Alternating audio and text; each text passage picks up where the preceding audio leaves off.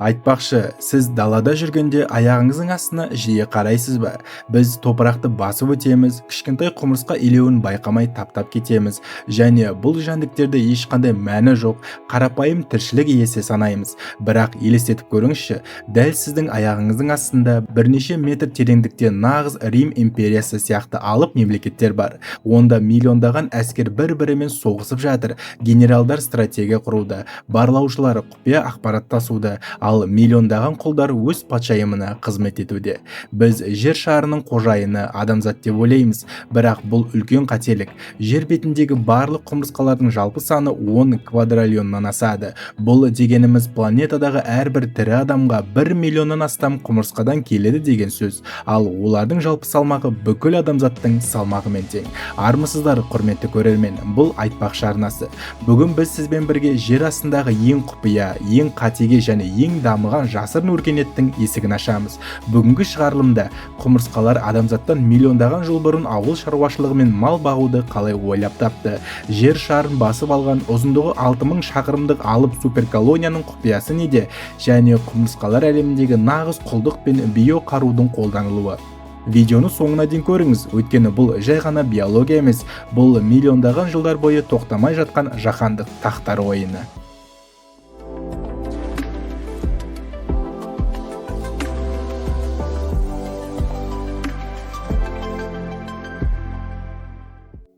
Құмырсқа илеуі бұл сыртынан қарағанда жай ғана топырақ пен бұтақтардың үйіндісі сияқты көрінуі мүмкін, бірақ оның ішкі құрылымы заманауи Нью-Йорк немесе Токио қалаларынан да мінсіз жоспарланған. Осыдан бірнеше жыл бұрын ғалымдар тобы Бразилияда қараусыз қалған алып құмырсқа илеуіне зерттеу жүргізді.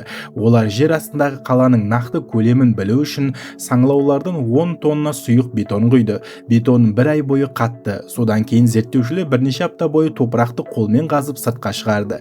Ғалымдар көрген дүниесінен естерінен тана жаздады. Жер астынан биіктігі 5 қабатты үйде аумағы 50 шаршы метрден асатын алып мегаполис шықты. Бұл қаланы салу үшін кішкентай құмырсқалар жер бетіне 40 тонна топырақ тасып шығарған. Егер мұны адамның бойымен есептесек, бұл құрылыстың ауқымы Қытай қорғанынан да үлкен болып шығады. Бұл қалада не бар? Онда мінсіз жұмыс істейтін жүйе орнатылған. Біріншіден, желдету жүйесі. Қаладағы оттегі жетіспеушілігі болмайды. Инженер құмырсқалар ауа айналымын реттейтін арнайы терең шахталар салады. Сыртында ыстық немесе суық болса да, илеу ішіндегі температура үнемі бір қалыпты сақталады. Екінші, қоймалар мен перзентханалар. Илеудің ең қауіпсіз терең жерінде патшайым жататын сарай, жұмыртқалар мен дернәсілдер өсетін инкубаторлар және қысқа азық сақтайтын арнайы қоймалар бар. Үшінші, қоқыс полигондары мен зираттар. Құмырсқалар өте таза жәндіктер. Олардың қаласында індет тарамауы үшін илеудің ең шеткі бөлігінде арнайы қоқыс бөлмелері болады. Егер бір құмырсқа өлсе, арнайы жерлеуші құмырсқалар өлікті қаланың сыртына немесе осы зиратқа тасып әкеледі. Мұндай күрделі сәулет өнерін басқаратын ешқандай бас инженер жоқ. Әрбір құмырсқа өз міндетін туғаннан бастап ДНК деңгейінде біледі. Адамзат тарихындағы ең үлкен бетбұрысы бұл ауыл шаруашылығын ойлап табуымыз еді. Біз жер жыртып, бидай егіп, мал бағуды шамамен 10 000 жыл бұрын ғана бастадық. Бірақ біз бұл салада бірінші емеспіз. Құмырсқалар бұл технологияны сонау 60 миллион жыл бұрын жер бетінде динозаврлар жаңа жойылған кезде-ақ мінсіз меңгеріп алған. Оңтүстік Американың ормандарында өмір сүретін жапырақ кескіш құмырсқаларда лайық. Олар күні-түні ағаштардың жапырақтарын өткір жақтарымен кесіп жер астына тасиды. Бірақ олар бұл жапырақтарды жемейді. Олардың асқазаны жасыл шөпті қорыта алмайды. Жапырақтар бұл жай ғана тыңайтқыш. Құмырсқалар жер астында алып саңырауқұлақ фермаларын құрған. Олар жапырақтарды шайнап, ботқа жасайды да, оның үстіне арнайы саңырауқұлақ түрін егеді. Бағбандар сияқты олар бұл ферманы зиянды бактериялардан қорғайды. Өздерінің денесінен шығатын табиғи антибиотиктермен емдейді. Осы саңырауқұлақтар өсіп шыққанда ғана құмырсқалар оның ең нәрлі бөлігін өздеріне азық етеді.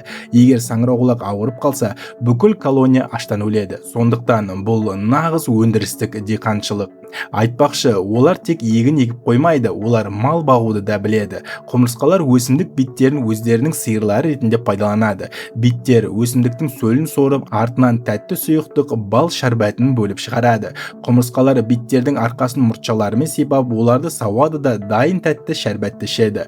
Бұл малды қорғау үшін құмырсқалар нағыз бақташылар сияқты жұмыс істейді. Оларды басқа жәндіктерден қорғайды. Жаңбыр жауса илеудің ішіне тығып, күн ашылғанда ең шұрайлы жасыл жапырақтарға апарып жаяды. Бұл табиғаттың ең таңғажайып симбиоз және экономикалық жүйе. Айтпақшы, сіз адамзат тарихындағы ең үлкен империя қайсы деп ойлайсыз? Британ империясы ма, әлде Шыңғыс ханның ұлы қағанаты ма? Салыстырмалы түрде алсақ, олардың ешқайсысы жер бетіндегі ең үлкен құмырсқа суперколониясының қасында ілесе алмайды.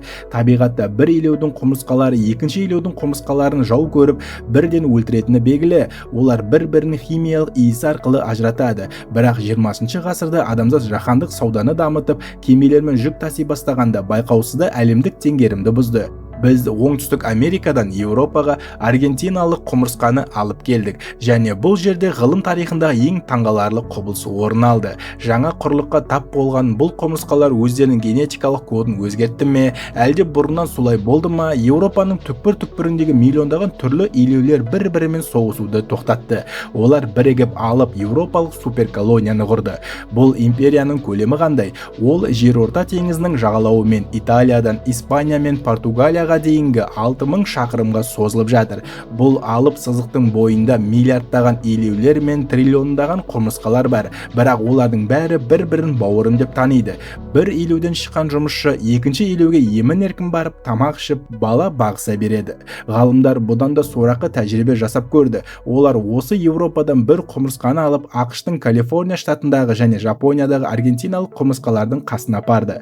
Сенгісіз факт, Жапония мен Американың құмырсқалары Еуропадан келген қонақты бірден өз үйінің мүшесі ретінде қабылдады. Олар бір-бірін ешқашан көрмеген, араларын мұхиттар бөліп жатыр, бірақ олар бір алып жаһандық империяның мүшелері. Адамдары біріккен ұлттар ұйымын құрып, жер бетінде бейбітшілік орната алмай жатқанда, бұл кішкентай жәндіктер планетаны басып алып, өздерінің трансқұрлықтық одағын құрып қойған. Бірақ құмырсқалар әлемі тек бейбітшілік пен бірліктен тұрмайды. Бұл жерде адамзат тарихындағы ең қаралы парақтар, құлдық пен ұрлық дәл солай жұмыс істейді. Егер сіз құлдықты тек адамдар ойлап тапты десеңіз, қателесесіз. Табиғатта құмырсқа құл иеленушілер деп аталатын ерекше жауынгер түрлері бар. Бұл құмырсқалардың эволюция барысындағы жақ сүйектері соншалықты өткір әрі орақ тәрізді болып өзгерген. Олар тек соғысуға ғана жарайды. Олар өздігінен илеу сала алмайды, өз балаларын баға алмайды, тіпті өз бетінше тамақты жей алмайды. Егер олардың қасына тамақ қойып, қасына құл қоймасаңыз, олар ас іше алмай аштан өледі. Аман қалу үшін оларға құлдар керек. Бұл процесс нағыз әскери драма сияқты жүреді. Бұл құлдардың иесі армиясы басқа бейбіт құмырсқалардың, мысалы сұр орман құмырсқаларының илеуіне кенеттен шабуыл жасайды. Олар өздерінің химиялық қаруларын, феромондарын шашып, бейбіт құмырсқалардың арасында үрей тудырады. Сосын илеудің ең терең жеріне басып кіріп, ересек құмырсқаларды қырып салады да, олардың әлі туылмаған жұмыртқаларын ұрлап өз ұяларына тасып әкеледі. Бұл ұрланған жұмыртқалардың ішінен жаңадан жас құмырсқалар жарып шыққанда, олар өздерінің ұрланғанын білмейді. Олар осы жат илеуді өз үйім деп есептейді, ал өздерінің туған бауырларын өлтірген қызыл құмырсқаларды өз патшайымым деп таниды. Олар өмір бойы осы жат ұяның жұмысын істеп, қожайындарын өз аузымен тамақтандырып, олардың балаларын бағып құлдықта өмір өткізеді. Бұл табиғаттың ең қатыгез психологиялық манипуляциясы мен заңсыздығы. Айтпақшы, құмырсқалардың соғыс тактикасы мен қару-жарақ өндірісі қазіргі заманғы армиялардың әскери технологияларына еш кем түспейді. Олар химиялық қаруды, камикадзе тактикасын және жанды қалқандарды миллиондаған жыл бұрын қолдана бастаған. Борнео ормандарында өмір сүретін жарылғыш құмырсқаларды мысалға алайық. Бұл жұмысшы құмырсқалар өз колониясының нағыз жанқияр камикадзе сарбаздары. Егер илеуге үлкен жыртқыш жәндік шабуыл жасаса және кәдімгі шайқаста жеңілу қаупі төнсе, бұл құмырсқа өзінің денесіндегі бұлшықеттерін барынша қатты жиырады. Нәтижесінде оның құрсағы жарылып, ішіндегі жабысқақ сары сұйықтық жан-жаққа шашырайды. Бұл желім сияқты сұйықтық жаудың көзін соқыр етіп, аяқ-қолын байлап тастайды. Құмырсқа өз отаны үшін өзін-өзі жарып жібереді. Ал басқа бір түрлері, мысалы біздің аулада жүретін қызыл құмырсқалар, өз денелерінен құмырсқа қышқылын бөліп шығарады. Бұл нағыз биоқару. Олар бұл қышқылды жаудың көзіне немесе жарасына жағады. Бұл қышқылдың күштілігі сондай, ол басқа жәндіктердің сауытын сөзбе-сөз ертіп жібереді. Тіпті кейбір құмырсқа илеулерінде күзетші құмырсқалардың басы сонда үлкен әрі тегіс болады. Олар илеудің кіреберіс тесігін өздерінің басымен тығындап, есік сияқты жауып тұрады. Егер өз жұмысшысы келсе, мұртшасымен құпия кодты тексереді де, басын сәл жылжытып ішке өткізеді. Ал жау келсе, басымен тесікті тас қылып бекітіп тірі қалқанға айналады. Мұндай әскери тәртіп пен ұйымшылдық жер бетіндегі ешбір тіршілік иесінде жоқ. Айтпақшы, кез келген империяның жүрегі, оның билеушісі. Құмырсқалар әлемінде бұл билік тек әйелдерге тиесілі. Біз оны патшайым деп атаймыз. Бірақ бұл тәжге қол жеткізу және оны сақтап қалу жолы нағыз қанды патшалар әулетінің хроникасына ұқсайды. Бәрі жаздың бір күнінде, жаңбырдан кейін басталады. Жүздеген елуден қанатты жас аналықтар мен аталықтар ауаға ұшып шығады. Бұл неке ұшуы. Ауадағы қысқа шағылысудан кейін барлық аталықтар бірнеше сағаттың ішінде өледі. Олардың табиғаттағы жалғыз миссиясы осы еді. Ал ұрықтанған жас патшайым жерге түсіп, өз өмірінде екінші рет ешқашан керек болмайтын қанаттарын өз жақтарымен аяусыз жұлып тастайды. Ол енді мәңгілікті жер астының тұтқыны. Егер ол жаңа колония негіздегісі келсе, кішкентай інін қазып алғашқы жұмысшылары туылғанша бірнеше ай бойы ештеңе жемей, өз денесіндегі бұлшықеттерді еріту арқылы аман тұрады. Бұл кезеңде жас патшайымдардың 99% құстарға, өрмекшілерге жем болып жойылып кетеді. Бірақ кейбір құмырсқа түрлерінде, мысалы, отты құмырсқаларда жас патшайымдар аман қалу үшін өзара уақытша одақ құрады. 4-5 жас патшайым бір тесікке тығылып, алғашқы жұмысшыларды бірге өсіріп шығарады. Одақ бірінші жұмысшылар есейгенше ғана өмір сүреді. Алғашқы сарбаздар аяққа тұрған сәтте илеудің ішінде нағыз тақтар шайқасы басталады. Патшайымдар бір-біріне тап беріп, өлімші етіп шағады. Жұмысшы құмырсқалар бұл шайқасты сырттан бақылап тұрады да, ең әлсіз, аз жұмыртқа туған патшайымдарды өздері бөлшектеп өлтіріп тастайды. Ақыр соңында тек ең мықты, ең қатыгез бір ғана патшайым тірі қалып, империяның жалғыз қожайынына айналады. Патшайымның ғұмыры 15-20 жылға созылуы мүмкін. Ол өмір бойы күн көрмей жер астында миллиардтаған жаңа сарбаздарды туумен айналысады. Ал ол өлген күні егер илеуде басқа патшайым болмаса, бүкіл көп миллиондық қала біртіндеп ашаршылық пен депрессиядан қырылып қалады. Өйткені жаңа ұрпақ әкелетін ешкім жоқ. Билеушінің өлімі мемлекеттің құлауы. Осының бәрін көргеннен кейін заңды сұрақ туындайды. Миы құм түйірінде ғана болатын кішкентай жәндік мұндай күрделі геосаясатты, архитектураны және соғысты қалай жүргізеді? Олардың арасында байланыс қалай орнаған? Олардың смартфоны немесе рациясы бар ма? Иә, бар. Бірақ ол химиялық байланыс. Құмырсқалар өз өмірін феромондар, арнайы иіс толқындары арқылы басқарады. Олардың денесінде 20-дан астам түрлі иіс шығаратын бездер бар. Шыбын-шіркейлер әлемді көзбен көрсе, құмырсқалар әлемді иіс арқылы оқиды. Егер барлаушы құмырсқа тәтті торттың қиқымын тапса, ол үйіне қайтар жолда құрсағын жерге үйкеп иіс соқпағын қалдырады. Басқа жұмысшылар бұл иісті мұртшаларымен сезіп, дәл сол жолмен тамаққа ағылады. Егер тамақ таусылса, иіс біртіндеп ұшып кетеді де жол жабылады.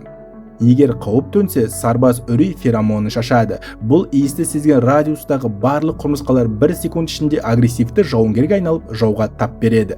Осыған байланысты заманауи ғылым құмырсқаларды жеке-жеке жәндік ретінде қарастыруды қойды. Биологияда оларды суперорганизм деп атайды. Бір құмырсқа ол ештеңе емес, ол жай ғана бір жасуша. Ал бүкіл құмырсқа илеуі ол бір тірі ағза. Құмырсқа илеуіндегі миллиондаған жұмысшылары бұл адам денесіндегі тоқтаусыз қозғалып жатқан қан жасушалар сияқты. Сарбаздар иммундық жүйе, ал патшайым басты орган. Олардың жеке санасы жоқ, олардың санасы ортақ. Миллиондаған кішкентай милар бір-бірімен иіс арқылы қосылғанда ортада алып тірі жер асты суперкомпьютері пайда болады. Осы ұжымдық ақылдың арқасында олар кез келген қиындықтан жол тауып шығады. Міне достар, біз бүгін сіздермен бірге қарапайым құмырсқа илеуінің астында жатқан нағыз империяларының қатыгез соғыстардың, құлдық пен жанқиярлық ерліктердің куәсі болдық. Біз өзімізді табиғаттан биік қойып, бұл әлемнің жалғыз патшасымыз деп мақтанамыз. Бірақ біз зауыттар салып, соғыс тактикасын ойлап тапқанға дейін, миллиондаған жыл бұрын аяғымыздың астындағы кішкентай алыптар мұның бәрін мінсіз атқарып қойған еді. Олар бізге ұйымшылдықтың, тәртіп пен отанды қорғаудың нағыз үлгісін көрсетеді. Келесі жолы далада жүріп, кішкентай құмырсқаны көрсеңіз, оны байқамай басып кетпеуге тырысыңыз. Өйткені ол алып, жаһандық жер асты өркениетінің маңызды бір бөлшегі. Бұл айтпақшы арнасы болды. Бізбен бірге болып, әлемнің таңғажайып құпияларын тануды тоқтатпаңыздар. Видеоны лайк басып, арнаға жазылыңыз және бұл таңғажайып фактілер туралы пікіріңізді төменге жазып кетіңіз.